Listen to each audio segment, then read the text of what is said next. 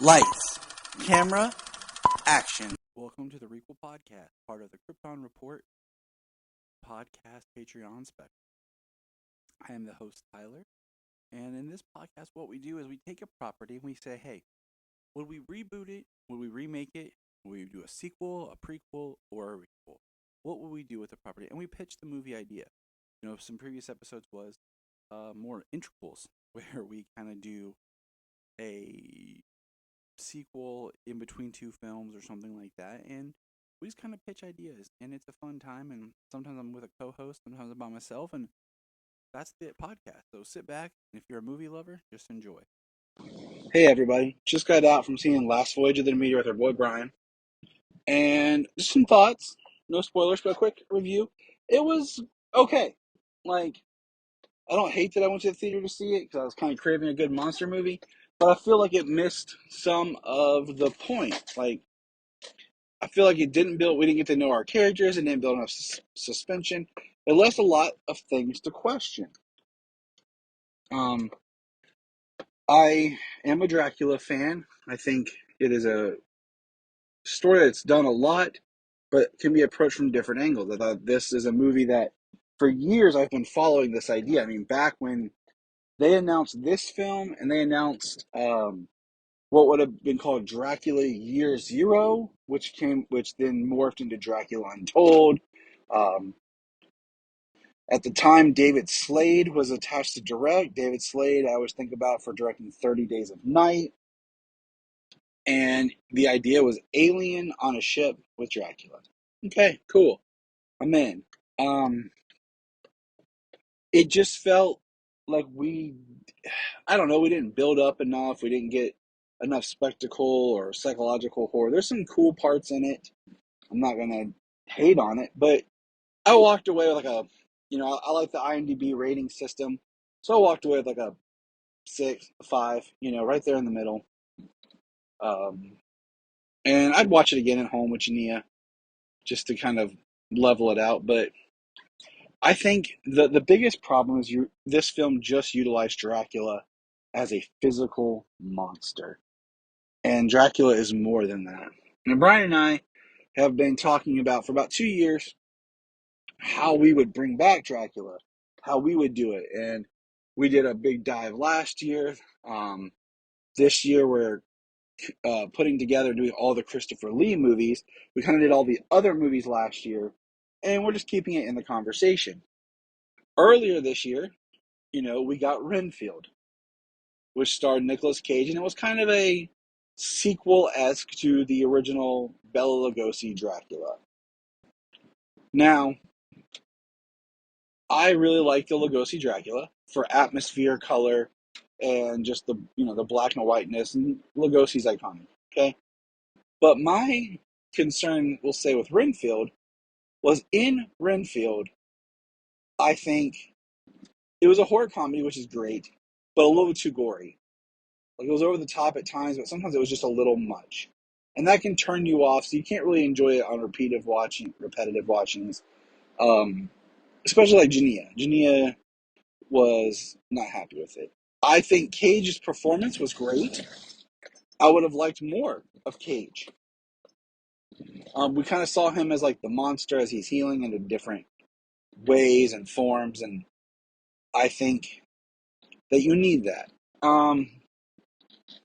But what I did not like about Renfield and Cage's Dracula was how he constantly had these teeth that were just like sharp. I think to have a really good Dracula, you need to have the charm, and this really sense of a person that pulls you in. Um, so yes, so I enjoyed Cage. I would have liked more, but the teeth. Now I will say this: Nicolas Cage's Dracula is very much a combination of some Lugosi, some Oldman, some Count Orlok with them from Nosferatu, and of course Christopher Lee. So it does a very nice blend of these iconic Dracula images, styles. And like I said, I would have liked some more of him, especially when he does some of his quieter scenes um, before he's just, this big menace. So, moving on. The last voyage of the Demeter. We never, I don't want to spoil the ending, but you know what? Spoilers. Okay? He's always a monster. I think a much better, cleaner ending would have been a shot of the English gentleman walking with his cane, because we do see a cane and let's say an outfit that he's going to put on, but he never, we get a scene of him in a tavern, but he's still very much monster like. And I'm like, he looks more like Count Orlok. And I'm like, that does not work for me. Because one thing is always in different versions is when Dracula drinks blood, he rejuvenates and gets younger, and having the idea that because of the long journey that he had to get from his castle to the docks, to the boat, to England, he kind of emaciated himself. Emaciated, yeah, you know what I mean. And that brought him down to more this monstrous. So I very much am a fan of Dracula kind of existing in this human form, vampire, then vampiric monster form. Kind of three phases. I think it can really work. And I have to mention I think it was 20, I think it was labeled as 2020, but I want to say it came out in 2019, but maybe it did come out in 2020. The Netflix BBC Dracula with Klaus Bange, I think is how you pronounce his last name. It looks like Bang, but it's not. Um, his Dracula is a three-part miniseries produced by Stephen Moffat of Doctor Who and everything BBC related fame. Big fan of episode 2, which is basically the last voyage of the Demeter. Episode 1 is good, very creepy, very dark. Not a big fan of part 3. There's some nice elements in part 3, but as a whole, I think part 3 misses a lot. And I think that's what really started the catalyst of Brian and I's discussion of everyone wants to do this take on Dracula, and we watched some YouTube videos breaking down which Dracula films pull the best from the book or closest to the book. Of course, the Lugosi is based off the stage play that's based off the book. So there's a lot of changes that were made to condense things. Last year, we both reread the book. I did it in a combination of audiobook and of actually reading to try to speed up. So we, watching the BBC, where it's like, okay, nobody's going let's make a pure Bram Stoker's novel. And I got thinking about how I would do it, as always. So here goes my pitch. I'm kind of combining some elements I had. But my pitch is you make it a 2-part film. Okay? The first part, I don't have my notes in front of me because I started jotting things down, but I can't pull them out right now. The first part is very much the early part of the novel. You open the film with the cable communication coming over about Dracula, cabling, sending for, he's making the sale. Now, this is one change I will make.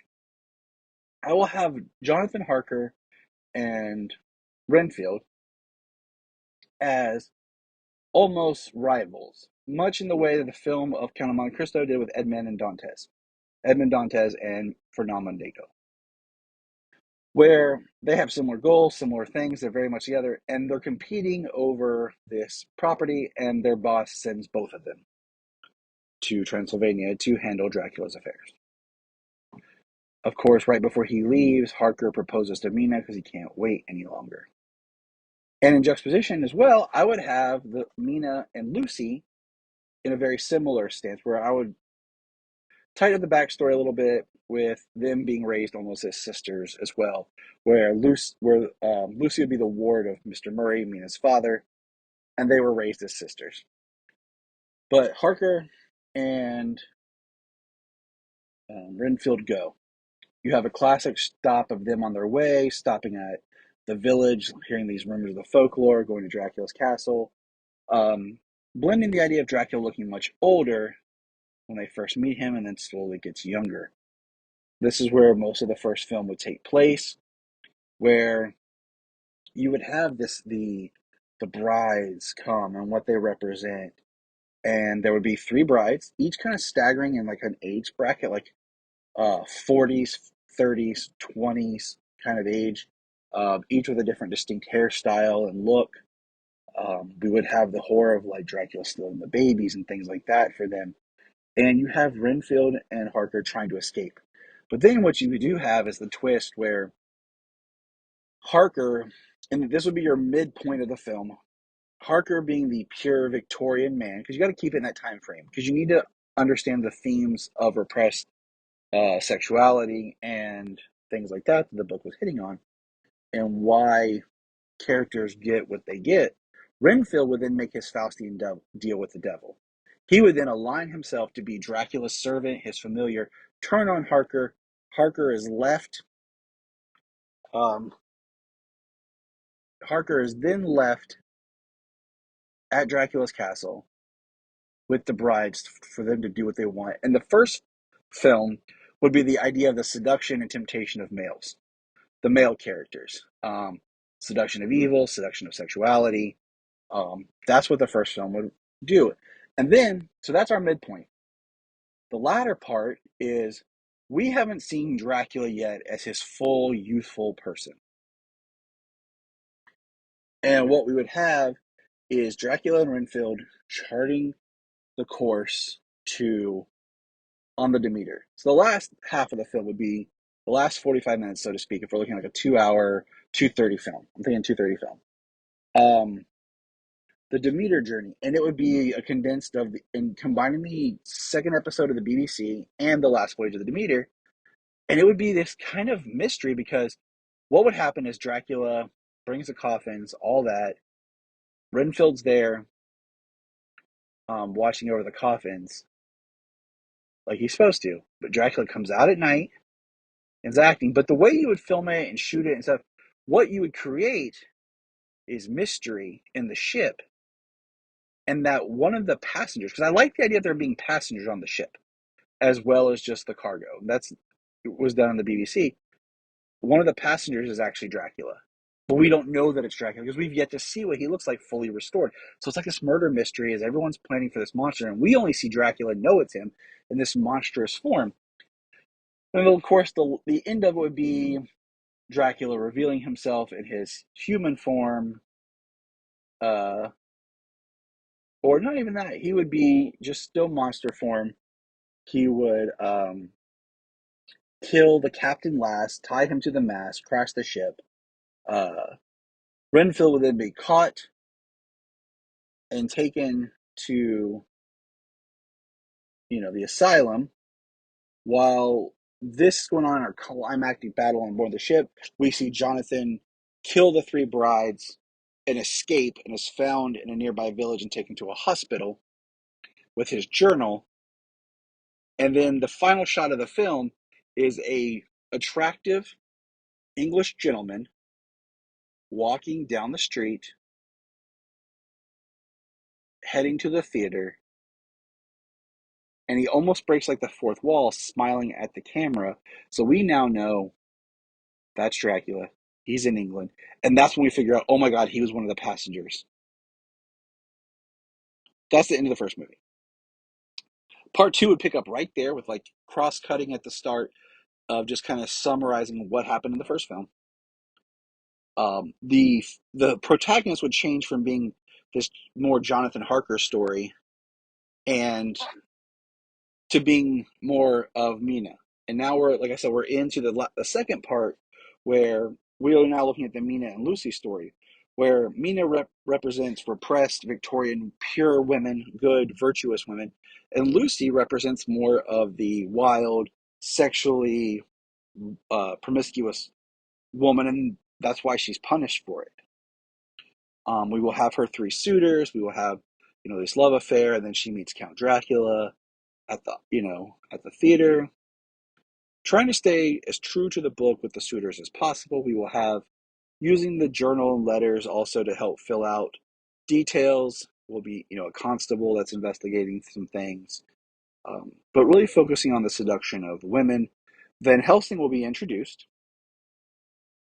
Van Helsing will be a man in his early 60s. He's of the world. He's a doctor, but he's also, studied the occult and these creatures, and had some a dealing in the past with a vampire, um, but never Dracula or anything as powerful as Dracula. Um, he will have. I know that in the book they reference him having a son that died.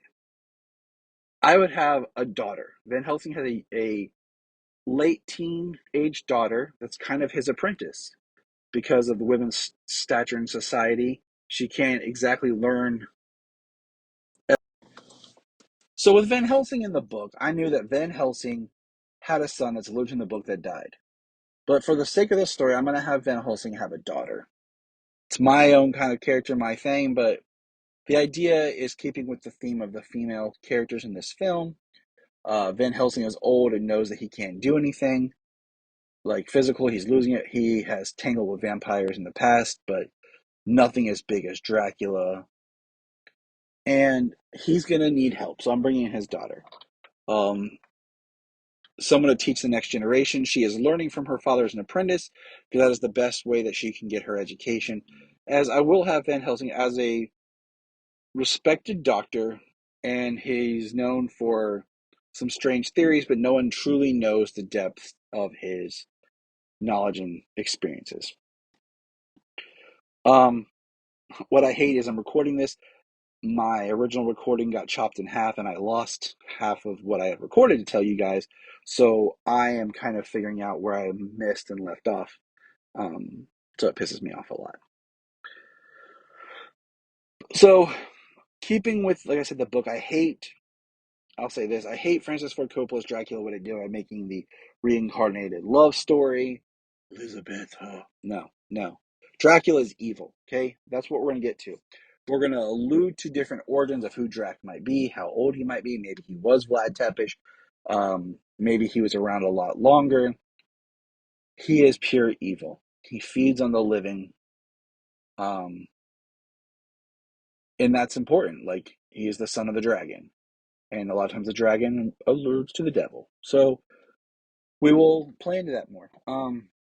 He will have the weakness of sunlight, stakes, crosses. Can't cross water. That's why he had to be on the ship with his coffin. We will make sure the fog, I think, so cool, and can see in night. That's one I want to hit on. Turning into a wolf, nah. I like my werewolves. That's my werewolves. I don't want to touch on that one. Turning into a bat, yes, we can do that. That's cool. But I'm not having turned into 1,000 bats. No, thank you, Dracula Untold, where you basically made Dracula your hero and a good guy, while there was another evil vampire, because you can't have Dracula be bad. He had to be a good guy. Now, the biggest issue that I'm having with my pitch is I know that in this second film, Jonathan Harker will eventually make his way back to England. I'm not going to have Mina go to him. I'm going to have him come back to her. I'm going to have the three suitors with Van Helsing and everything, with the Lucy turning and what that does to her is going to be kind of my middle point. There will be a good Blue for Ladies type scene as they try to figure out what's going on before Mina is dispatched, and that'll be a good drawn out action scene. But what I'm really workshopping is the third act. In the book, Dracula flees back to Castle Dracula. Now, as a movie goes, having a 1800s,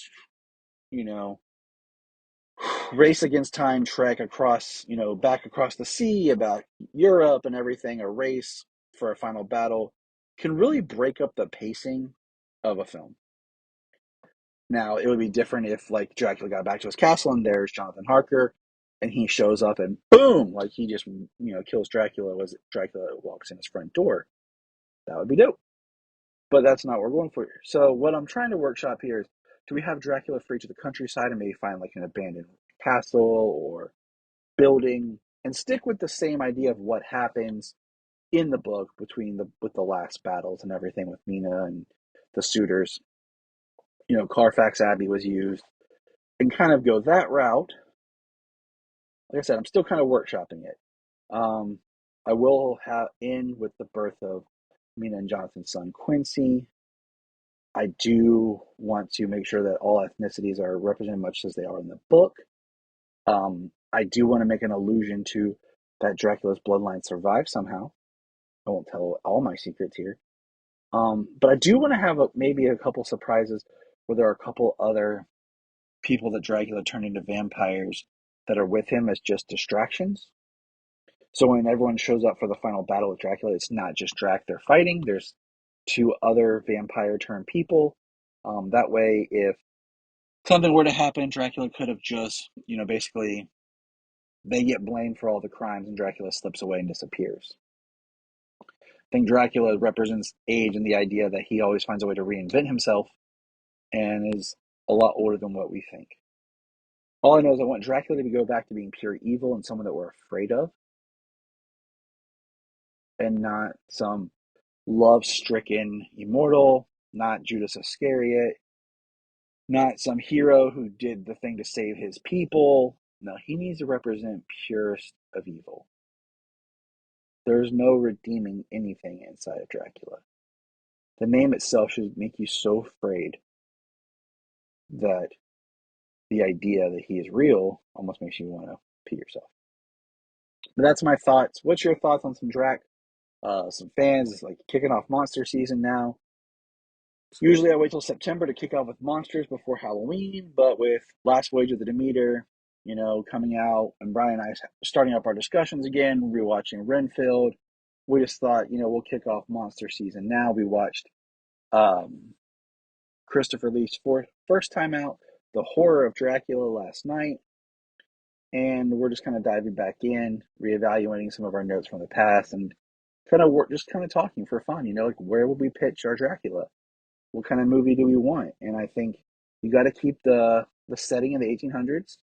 Got to keep certain themes. There's something more scary about a time without technology and just the gentlemanly aspect of what Dracula can represent. What are some of your favorite versions of Dracula? Let me know. Hit me up and take care.